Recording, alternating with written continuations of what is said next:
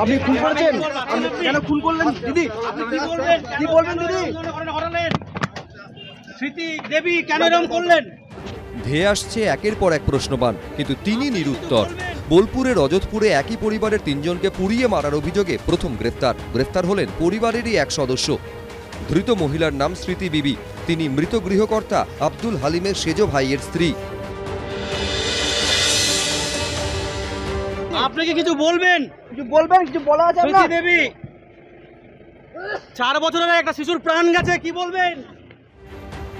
Police সূত্রে খবর, পরিবারের সঙ্গে কথা বলে জানা গিয়েছে স্থানীয় এক হাতুড়ের সঙ্গে বিবাহ বহির্ভূত সম্পর্ক ছিল মহিলার। ভাসুর তা জানতে পারেন এবং প্রতিবাদ করেন। তার জেরে ভাসুরকে হুমকি দেওয়া হচ্ছিল বলে অভিযোগ, কিন্তু সেই হুমকিতে কোনো কাজ না হওয়ায় গোটা পরিবারকে পুড়িয়ে মারার ছক কষেন স্মৃতি ও তার প্রেমিক। ভয়াবহ ঘটনাটি ঘটে বৃহস্পতিবার গভীর রাতে। অভিযোগ, ভাসুরের ঘরের জানলা দিয়ে কোনো কিছু স্প্রে করে সবাইকে অচেতন করে দেওয়া হয়। তারপর পেট্রোল ঢেলে ঘরে আগুন লাগিয়ে দেন যুগল। এদের দুজনের মধ্যে একটা ইলিসিট অ্যাফেয়ার ছিল, যার উপর অ্যাটাকটা হয়েছে সেই ভাইয়ের ফ্যামিলি থেকে সবচেয়ে বেশি করে এবং উইথ ইন্টেন্সিটি প্রোটেস্টটা হওয়া শুরু হয়। ফলে এরা দুজনে পরিকল্পনা করে যে এদের বিরুদ্ধে একটা প্রতিশোধ নিতে হবে।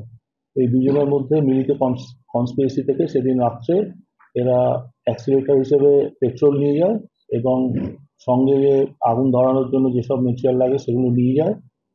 ক্লোরোফর্ম প্রথমে খোলা জানলা থেকে ক্লোরোফর্ম স্প্রে করা হয়।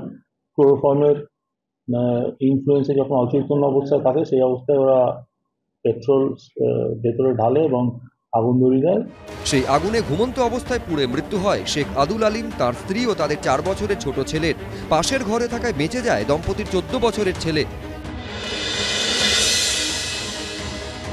মেজো ভাই সেজো ভাইকে ডেকে বলছে যে তোর বউকে একটু শাসন কর, এইটুকু বলেছে। এইটুকু বলাতে আমার এই সেজো বৌদি ওই বাঁদরটাকে ফোন করে বলেছে 2 সপ্তাহের মধ্যে এই ঘটনাটা করে দিল। আমার ছেলেকে হুমকি দিয়েছে যে এবার তোরা মুখ খুলবি তো তোদেরকে শেষ হয়ে যাবে। সেজো ভাইয়ের জায়গায় তুলে নিয়ে যাওয়া হয়েছে স্মৃতি।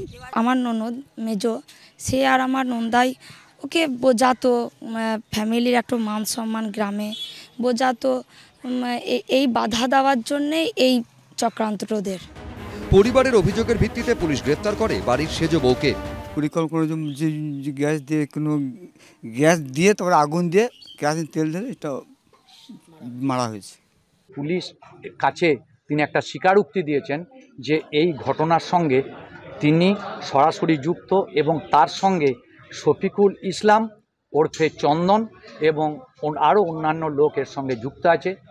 তার সেই বয়ানের পরিপ্রেক্ষিতে আইও সাহেব একটা 7 দিনের পুলিশ রিমান্ড চেয়েছেন। এদিন ঘটনাস্থলে আসেন ফরেন্সিক বিশেষজ্ঞরা, সংগ্রহ করেন নমুনা। ঠিক আমার পিছনে যে বাড়িটিতে গত 3 দিন আগে আগুন লেগে 3 জন মারা গেছিলেন, সেখানে সিএফএল টিম এসে পৌঁছেছে এবং তারা তদন্ত করছে। তারা নমুনা সংগ্রহ করছেন ঘরের ভেতরে ঢুকে, যে ঘরটিতে ঘটনা ঘটেছিল সেখান থেকে সেই নমুনা সংগ্রহ করে তারা ল্যাবরেটরিতে পাঠাবেন। তারপর সেখান থেকে পরীক্ষা করে পুরো বিষয়টি উঠে আসবে, অর্থাৎ কীভাবে মারা হয়েছিল, কী ধরনের কেমিক্যাল ব্যবহার করা হয়েছিল, ভেতরে কারা কারা ছিলেন।